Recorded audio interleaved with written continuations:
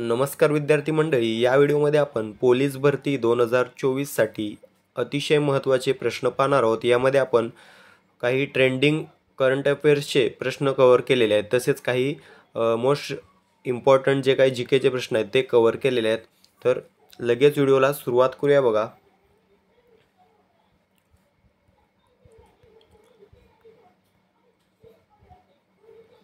या ठिकाणी बघा, पहिला प्रश्न आहे, NCRB रिपोर्टनुसार भारतातील सर्वात भ्रष्टाचारी राज्य कोणते? महत्त्वाचा प्रश्न आहे बघा। NCRB रिपोर्टनुसार भारतातील सर्वात भ्रष्टाचारी राज्य कोणते? तर बघा, महाराष्ट्र या ठिकाणी योग्य उत्तर असणार आहे। महाराष्ट्र हे राज्यातील देशातील सर्वात भ्रष्टाचारी राज्य आहे। कोणानुसार? NCRB नुसार। ठीक आहे। जर आर्थिक गुन्हे विचारले तर मुंबई, महाराष्ट्रातली मुंबई ही आर्थिक गुन्ह्यांमध्ये देशामध्ये प्रथम क्रमांकावर आहे। ठीक आहे। त्यानंतर प्रश्न आहे बघा, महाराष्ट्र दारूबंदी अधिनियम खालीलपैकी कोणत्या वर्षीचा आहे?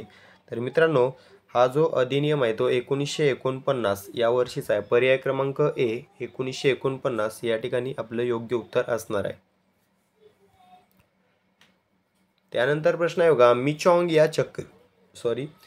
या चक्रीवादळाचे नामकरण कोणत्या देशाने केले आहे? मित्रांनो, याच्या आधी देखील पोलीस भरतीमध्ये नामकरण कोणी केले आहे चक्रीवादळाचे यावर प्रश्न विचारण्यात आलेला आहे। 2023 ला जी काही भरती झाली त्यामध्ये देखील हा प्रश्न विचारण्यात आलेला आहे।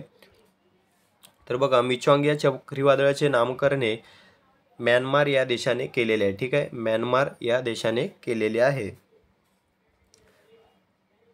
मित्रांनो, हे मिचॉंग जे चक्रीवादळ आहे ते बंगालच्या उपसागरामधील 2023 मध्ये आलेले चौथे चक्रीवादळ आहे। कितवे? चौथे।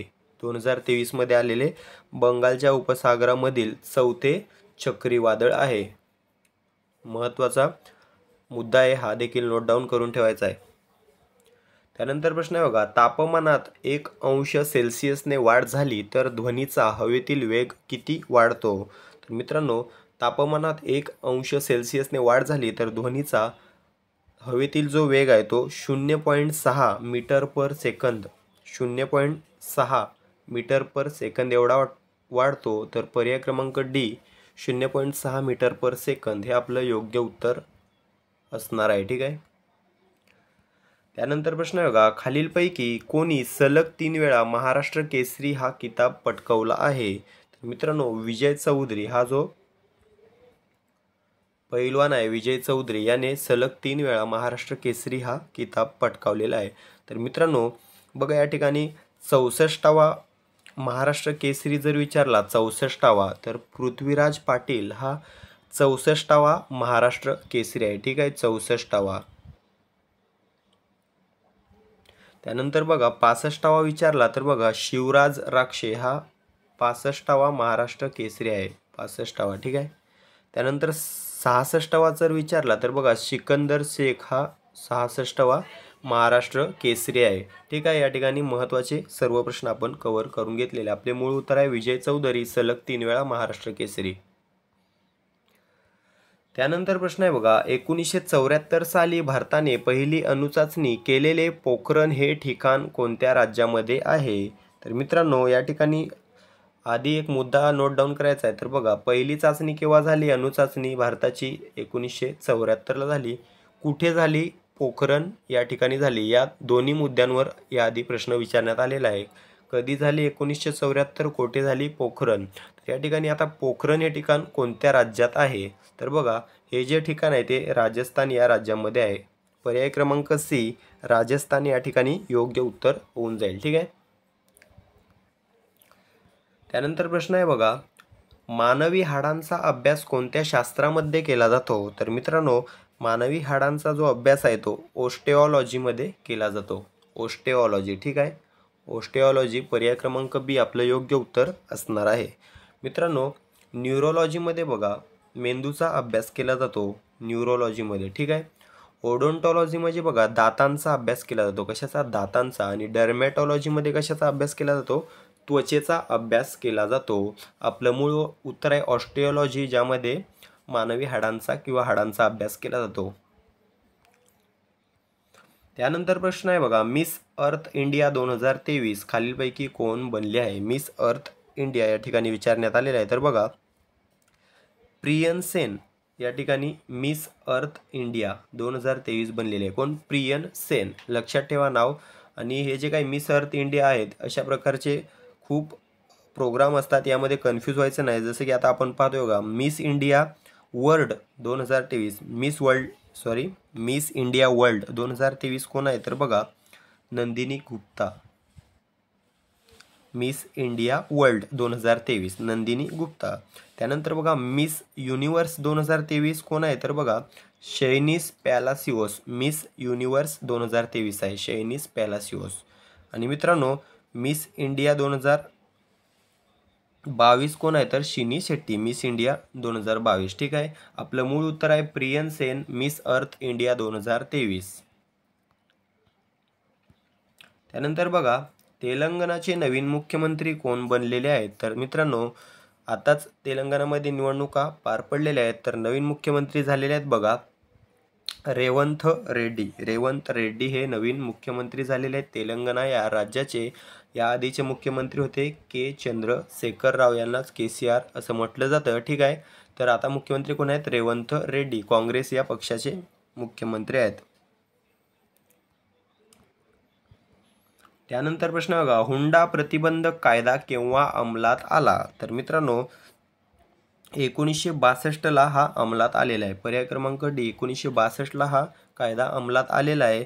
हा पारित कधी झाला होता? 1961ला. किंवा मान्य झाला होता विचारलं तर 1961ला मान्य झाला आणि 1962ला लागू झाला किंवा अंमलात आला. त्यानंतर प्रश्न बघा, चांद्रयान 3चे मोहीम संचालक कोण होते? मित्रांनो, अतिशय महत्त्वाचा प्रश्न आहे. हा प्रश्न पाठ करून ठेवा. यामध्ये आपण जे काही मुद्दे कव्हर करणार आहोत ते तोंडपाठ करून ठेवा, नोट डाऊन करून ठेवा. चांद्रयान 3चे मोहीम संचालक कोण होते? तर बघा, मोटवरी श्रीकांत. पर्याय क्रमांक ए, मोटवरी श्रीकांत हे चांद्रयान 3चे मोहीम संचालक होते. ठीक आहे, मोहीम संचालक मोटवरी श्रीकांत. मित्रांनो, जर विचारलं बघा रॉकेट संचालक, तर बघा Biju C Thomas. Biju C Thomas हे रॉकेट संचालक होते. चांद्रयान 3चे रॉकेट संचालक बिजू सी थॉमस. ठीक आहे, प्रकल्प संचालक कोण होते? तर पी वीरामुच्चुवेल हे चांद्रयान 3चे प्रकल्प संचालक होते. नोट डाऊन करून ठेवायचं आहे. तिन्ही अतिशय महत्त्वाचे व्यक्ती आहेत. ठीक आहे, याच्यावर प्रश्न येऊ शकतो. आणि मित्रांनो, श्रीधर सोमनाथ कोण? तर इस्रोचे अध्यक्ष. ठीक आहे. त्यानंतर बघा प्रश्न आहे, भारताच्या नवीन संसदेत लोकसभा व राज्यसभेचे आसन किती आहेत? तर मित्रांनो बघा, या ठिकाणी लोकसभा 888 आणि राज्यसभा 384. लोकसभा 888 आणि राज्यसभा 384 हे लक्षात ठेवायचं आहे. आपलं योग्य उत्तर असणार आहे पर्याय क्रमांक ए, लोकसभा 888, राज्यसभा 384. ठीक आहे, याचे उद्घाटक कोण होते? नरेंद्र मोदी होते. ठीक आहे, नवीन संसदेचे उद्घाटक नरेंद्र मोदी हे होते. याची रुंदी आहे रुंदी जी आहे ती 357 मीटर आहे रुंदी, आणि लांबी आहे 2056 मीटर. ठीक आहे, प्रवेशद्वार आहेत 6. आणि याचे वास्तुविशारद कोण आहेत? याच्यावर प्रश्न विचारला जाऊ शकतो. विमल पटेल. याला डिझायनर देखील विचारलं तर विमल पटेल, वास्तुविशारद विचारलं तरी विमल पटेल. ठीक आहे, सर्व मुद्दे नोट डाऊन करून ठेवा. त्यानंतर प्रश्न बघा, जागतिक एथलेटिक्स चॅम्पियनशिप 2023 मध्ये नीरज चोप्राने किती मीटर भाला फेकून सुवर्ण पदक पटकावले? तर मित्रांनो, 88.17 मीटर एवढा त्याने भाला फेकून सुवर्ण पदक जिंकलेला आहे. ठीक आहे, नीरज चोप्राने 88.17.